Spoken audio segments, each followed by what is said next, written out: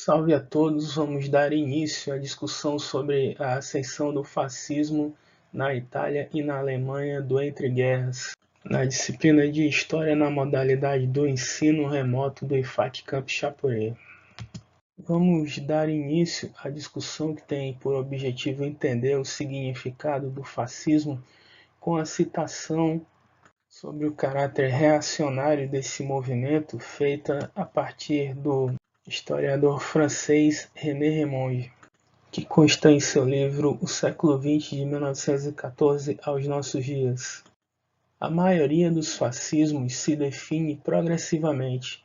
No começo, não passa de uma intuição, de um conjunto de aspirações. Pouco racional, o fascismo é um protesto do instinto, um sobressalto das potências elementares contra o racionalismo. É também um movimento pragmático, que enfatiza a eficácia, os valores da ação, e não se constrange em apresentar um sistema completo em uma formulação explícita de si mesmo. O fascismo italiano só se precisa após a tomada do poder.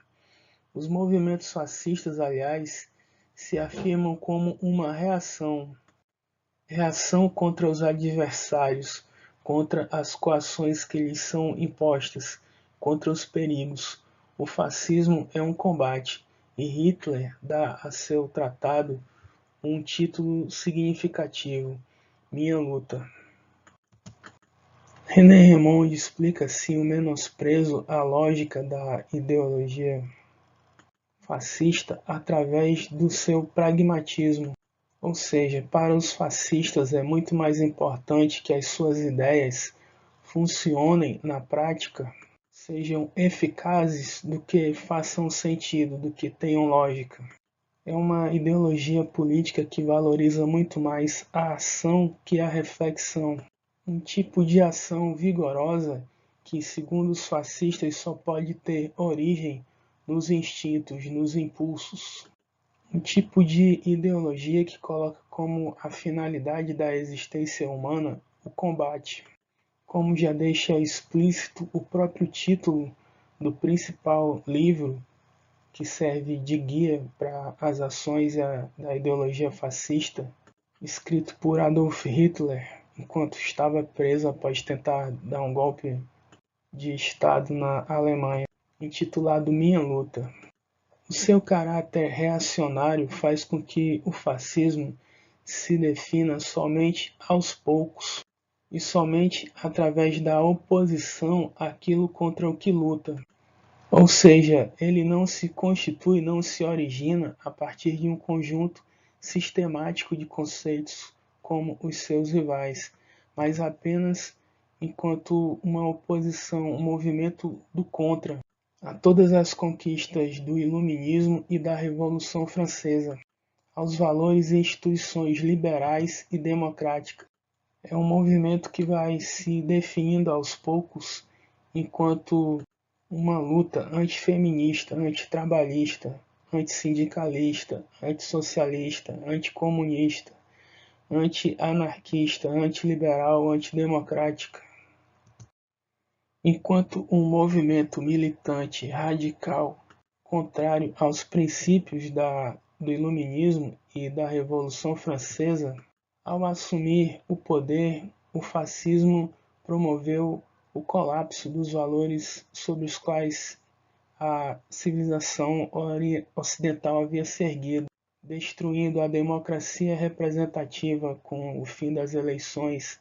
anulando as constituições, acabando com a divisão dos três poderes, executivo, legislativo e judiciário, e concentrando todos os poderes dos estados nas mãos do líder supremo, conhecido na Itália como Duce e na Alemanha como Führer, extinguindo também, consequentemente, todos os direitos e liberdades individuais dos cidadãos e a própria ideia de cidadania, proibindo o debate público de ideias, através do controle total da educação, da produção científica, dos meios de comunicação, pondo fim à liberdade de expressão, de associação e de reunião. teve como seus principais representantes mundiais o seu criador, o italiano Benito Mussolini, um jornalista expulso do Partido Socialista sob a acusação de traidor, famoso pelo uso da imprensa para a divulgação de notícias falsas, assim como por ter apoiado a entrada da Itália na guerra em busca de interesses imperialistas contra a orientação do Partido Socialista, tendo o seu principal expoente essa ideologia no alemão Adolf Hitler, um artista medíocre e frustrado, ex-combatente da Primeira Guerra Mundial que considerava o maior massacre da história da humanidade, não somente como algo natural, mas como o que fazia a vida masculina valer a pena ser vivida. O que difere o fascismo de uma ditadura tradicional comum é esse movimento ser característico da política e dos movimentos de massa do início da era democrática. Ou seja, ao invés de ser um tipo de governo autoritário que exerce seu poder de cima para baixo, contra a vontade da maioria, é um poder autoritário que se constitui de baixo para cima, com o apoio da maioria da população. Utiliza como estratégia para a mobilização das massas de uma retórica de apelo aos que se consideram vítimas da sociedade, que são convocados pelo líder supremo do movimento para procederem, todos em conjunto, a uma transformação completa da sua condição de vida, usando assim estratégias comumente usadas pela esquerda até então para defender ideais de extrema-direita. Tais formas de procedimento se explicam não somente por se inserirem no início da era democrática, como também no que se refere à Itália e à Alemanha, a terem se desenvolvido nos países que possuíam os partidos socialistas mais fortes da Europa, como também os partidos comunistas mais radicais fora da União Soviética, num contexto onde a totalidade da sociedade ansiava por mudanças profundas. Foi assim que o Partido dos Trabalhadores Alemães, criado em 1919 pelo ferroviário Anton Drexler, um partido que se diferenciava dos demais partidos que reuniam as classes trabalhadoras por ser um partido de trabalhadores de direita, anticomunista e antissemita, começou a melhorar o seu desempenho eleitoral extremamente fraco a partir do momento em que Adolf Hitler assume a sua liderança, mudando o seu nome para Partido Nacional Socialista dos Trabalhadores e adotando a cor vermelha para a sua bandeira, começando a proceder assim a uma fusão entre os símbolos, entre as ideologias da direita e os símbolos tradicionais da esquerda, chegando ao ponto de incorporar o dia 1º de maio, que era o principal dia de greves e manifestações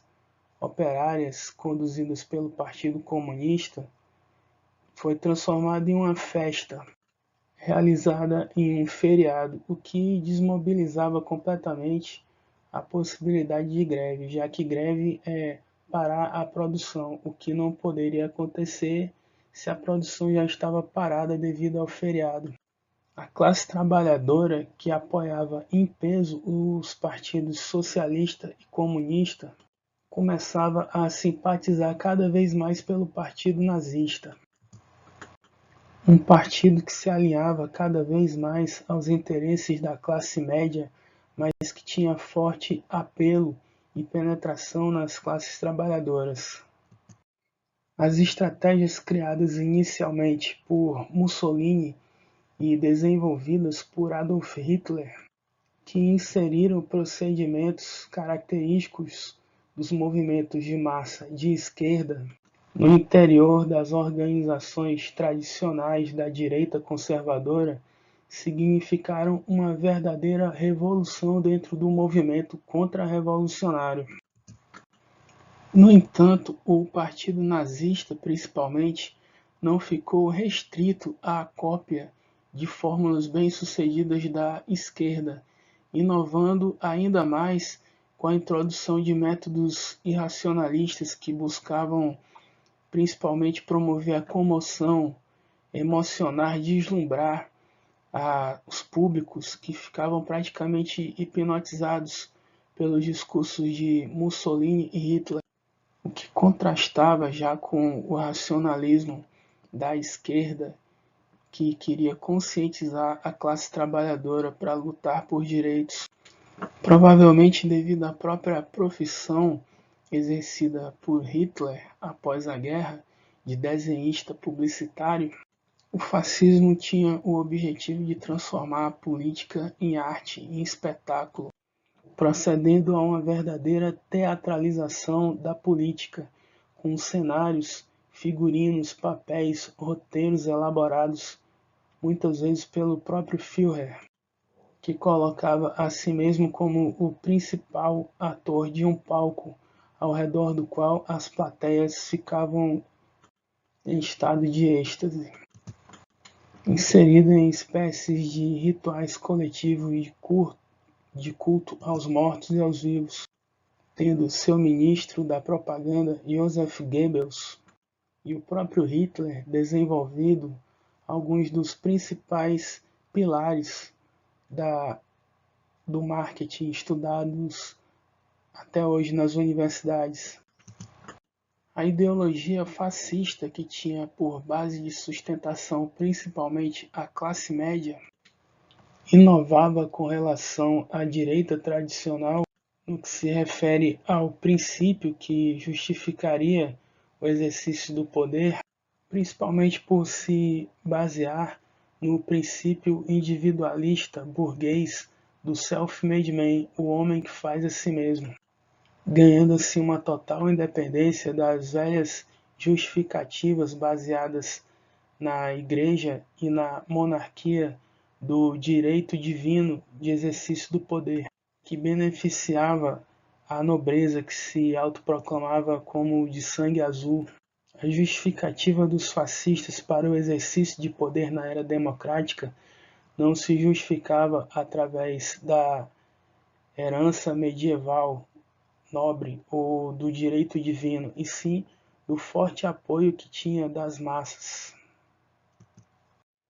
A estratégia fascista de legitimação de seu próprio poder foi além, inclusive, através do procedimento de uma espécie de modernização do tradicionalismo.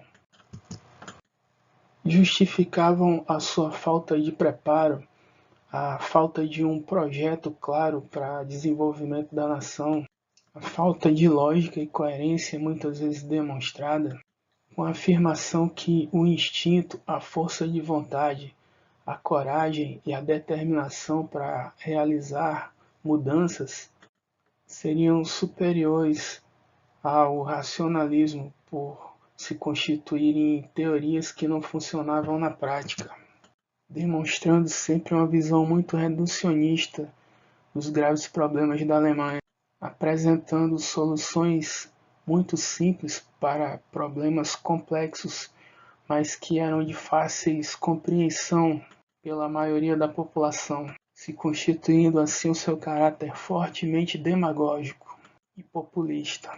No livro que escreveu no período em que ficou preso após tentar dar um golpe de Estado, Mein Kampf, Hitler apresentava sua justificativa ideológica para o ultra-imperialismo nazista, que objetivava conquistar todas as regiões da Europa que não se aliassem ou submetessem à Alemanha, assim como conquistar também colônias na África e na Ásia, que haviam sido perdidas às poucas depois do final da Primeira Guerra. Na teoria do espaço vital, Hitler afirmava que a guerra é um estado natural da raça humana, que precisa se perpetuar e se desenvolver. o que acarreta na necessidade de expansão territorial contínua de todos os povos, sendo que cada um deveria garantir a sua, sendo a expansão territorial militar do Terceiro Reich que comandava tanto indispensável para a manutenção da qualidade de vida da população alemã, quanto justificável por essa população se constituir da raça ariana, que consideravam a raça superior às demais. A utilização ideológica da ciência distorcia fortemente a teoria de seleção natural de Charles Darwin, através da elaboração da teoria do darwinismo social, a partir da qual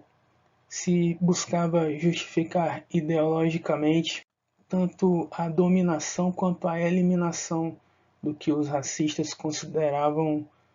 como raças inferiores, se constituindo assim tanto a teoria do espaço vital quanto a do darwinismo social como uma mera justificativa ideológica da barbárie, da brutalidade e da violência. Da mesma forma que foi a eugenia, que buscava usar a ciência biológica como uma fachada para a legitimação da superioridade da raça ariana, simplesmente atestando a cor da pele, medindo as dimensões do crânio, do nariz e da boca das pessoas. Argumentos estes criados para proibir o casamento de alemães com judeus e negros, pelo suposto objetivo de manter a pureza das raças. A análise do racismo desenvolvido pelos nazistas do século XX através da perspectiva histórica acaba demonstrando ser este apenas uma modernização dos preconceitos xenofóbicos característicos do século anterior, originados no contexto da imigração em massa do campo para a cidade, por decorrência do processo de industrialização, assim como de umas regiões do país para outras e de uns países para outros, a partir do que os habitantes mais elitistas e tradicionais das cidades começaram a defender a pureza da raça contra o que eles consideravam de ordens subhumanas. Parte do sucesso do nazismo se explica através desse movimento ter percebido que era possível manipular facilmente as pessoas através de seu próprio preconceito, o que teve seu momento culminante quando todos os problemas da Alemanha foram atribuídos aos judeus, representados como criaturas malévolas, com base em visões extremamente antiquadas sobre a morte de Jesus que consta na Bíblia. O antissemitismo dissimulava, assim, através da atribuição de culpa, não somente para a morte de Jesus, mas também para todos os problemas econômicos, sociais e políticos da Alemanha, as verdadeiras intenções do movimento nazista, que a população da Alemanha perdeu a capacidade de conseguir interpretar devido à sua adesão ao que ficou conhecido também como ideologia do ódio. Dessa forma, o caráter anti-elitista da classe média, que servia de principal base para o movimento nazista, atribuía todos os problemas do sistema capitalista não ao próprio sistema em si,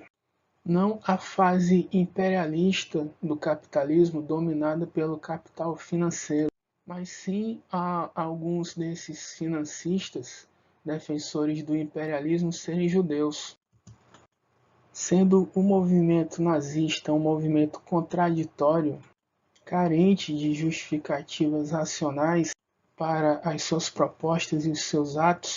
simplesmente acusou os intelectuais de serem judeus, os mesmos que teriam sido responsáveis pela morte de Cristo e que queriam prejudicar os alemães, a raça pura e superior, com as suas críticas ao movimento nazista. Seu caráter conservador e, portanto, antissocialista e anticomunista, ao mesmo tempo defendendo o sistema que dizia criticar, conseguiu mobilizar grande parte da opinião pública de forma contrária ao socialismo e ao comunismo,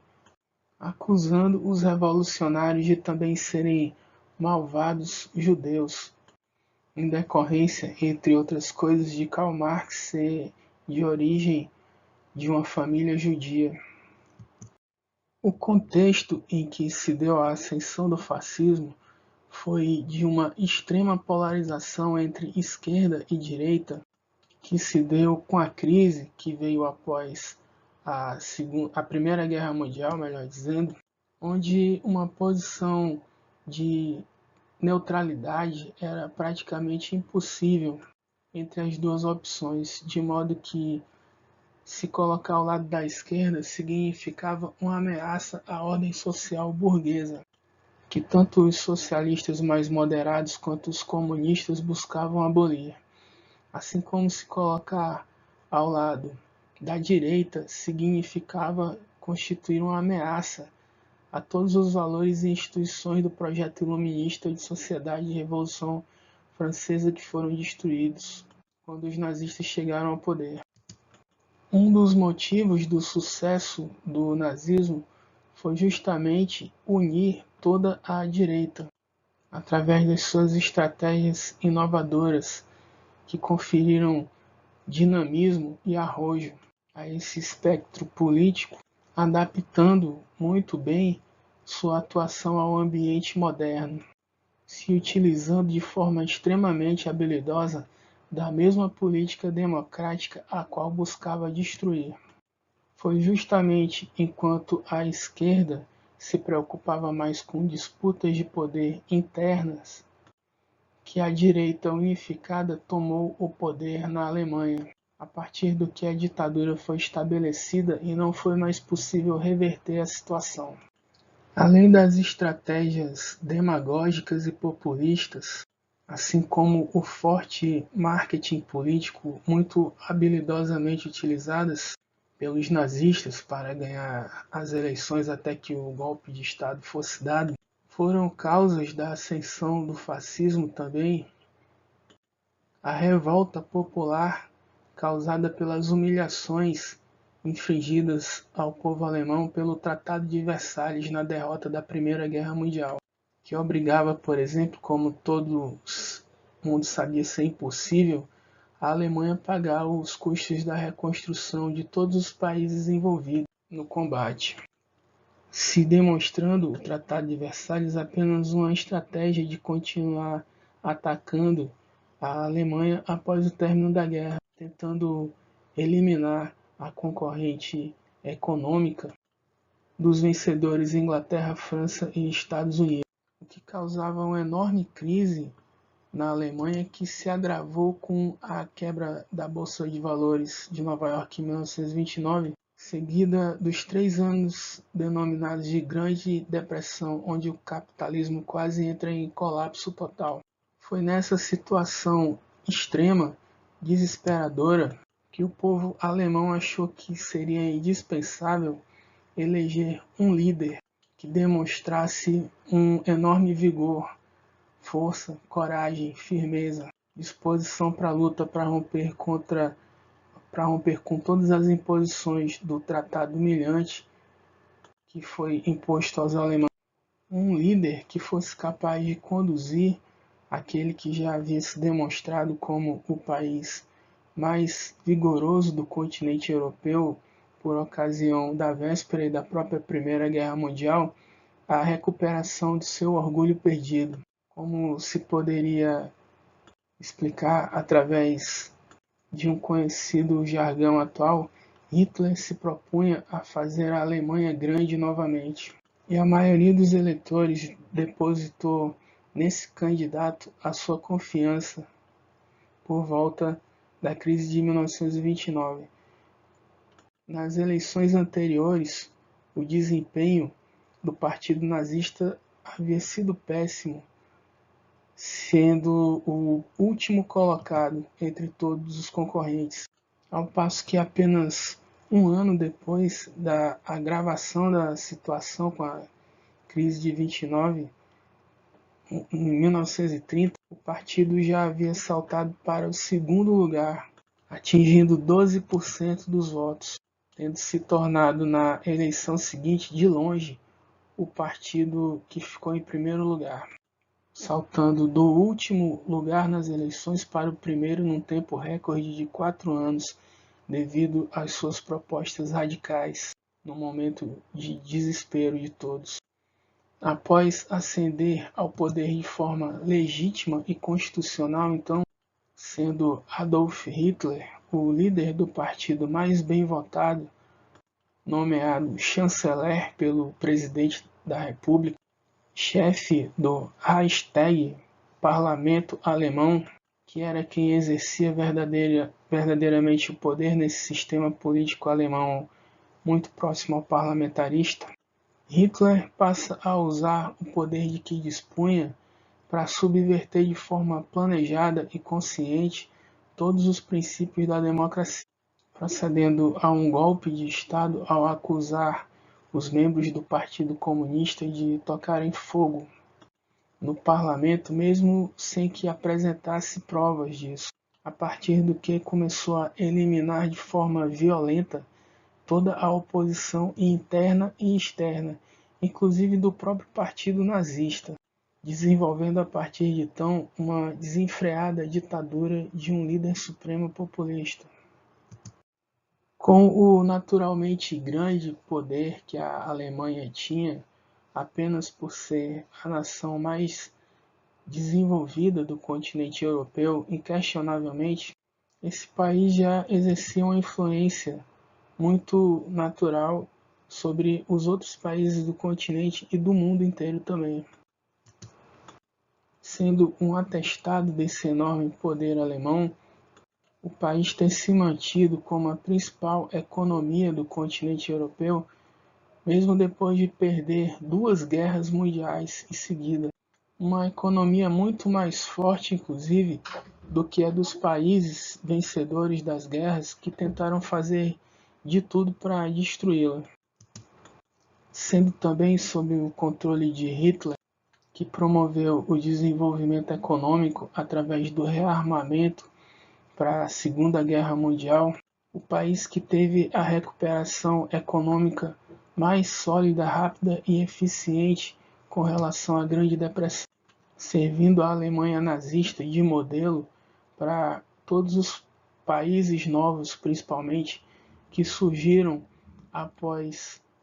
a Primeira Guerra Mundial, para que eles conseguissem encontrar um caminho mais seguro para sair da crise econômica, que quase acaba com o sistema capitalista. Ao final, as consequências da chegada de Adolf Hitler ao poder, principalmente, foi o extermínio de 6 milhões de judeus em campos de concentração, sem contar os deficientes físicos, os homossexuais, os militantes de esquerda que também foram exterminados nesses campos. A volta do trabalho escravo das consideradas classes superiores como uma das principais responsáveis pelo aumento do lucro dos nazistas e o grande desempenho econômico da Alemanha, no contexto do estabelecimento da ditadura mais violenta que se tem conhecimento na história. A fé cega dos nazistas na superioridade da raça alemã, o fanatismo vindo da crença da superioridade da vontade à lógica, parece ter sido tanto a fonte de sucesso momentâneo do nazismo, quanto a causa de sua derrota final, por não conseguir reconhecer nenhum limite à sua ambição completamente desmedida. Chegamos assim ao término da discussão sobre mais esse tema. O capítulo do livro didático vai estar sendo disponibilizado no sistema Siga, assim como nos grupos do WhatsApp, junto com o roteiro de atividades onde consta as tarefas a serem executadas. Espero que a aula tenha sido útil e proveitosa para todos. Até a próxima.